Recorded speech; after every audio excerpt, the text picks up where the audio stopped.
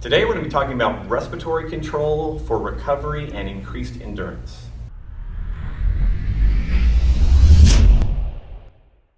One very interesting topic that is emerging in endurance research is really how our internal perceptions of what is going on, particularly with our respiratory system, influences our willingness to push ourselves in exercise. Now, with that little intro, here's basically what I want you to think about.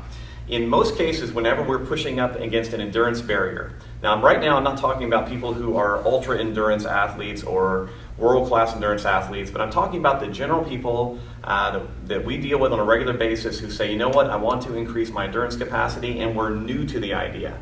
Maybe we've been a recreational jogger, or we've done some recreational sprinting or whatever, and we go, you know what, I want to really improve my endurance.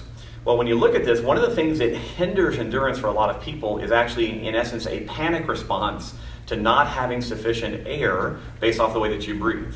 So one of our favorite approaches to use for kind of quickly hacking, if you want to call it that, your endurance is to get your brain focused on how quickly you can recover from a bout of exercise.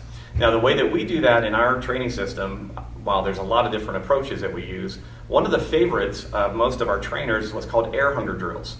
Now, an air hunger drill is a very simple idea in which we put you into air hunger as quickly as possible. You take a breath in, you blow all of your air out, you do some kind of body weight exercise, and as you feel like you must breathe, you go as long as you can, and then when you feel like you need to breathe, your job is to regain control of your breathing within 1 to 3 breaths. All right?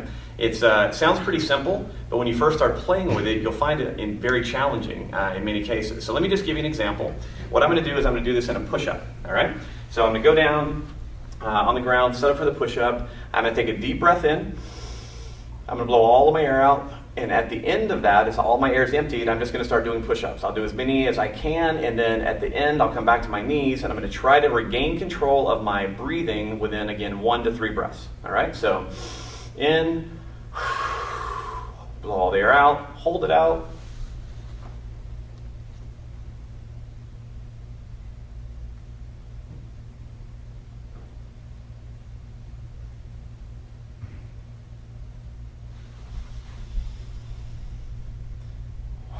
That's 1.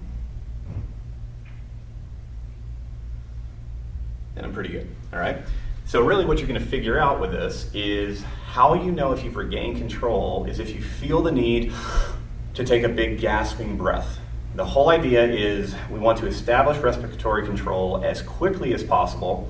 So if I've been out sprinting, I run 400 meters, I'm probably gonna be pretty out of breath. But again, my goal is once again restoring control as quickly as possible. When people first begin playing with air hunger drills, what they often discover is that their need to pant, etc., is actually panic.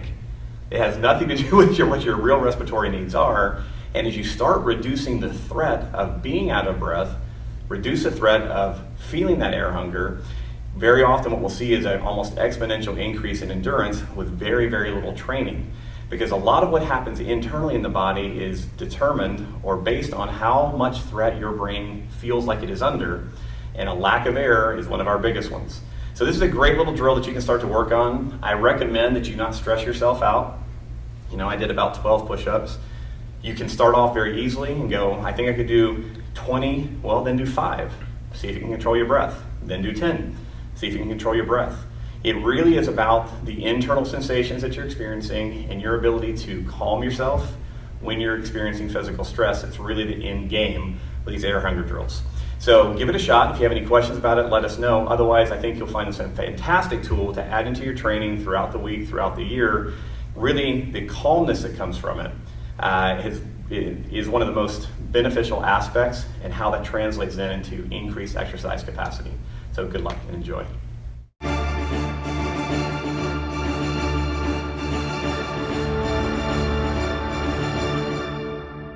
It's been a really interesting couple of years in brain anatomy, and I know that may not sound... Hold on, my bad.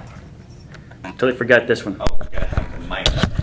We should probably redo our opening. We should redo it. Let's redo it.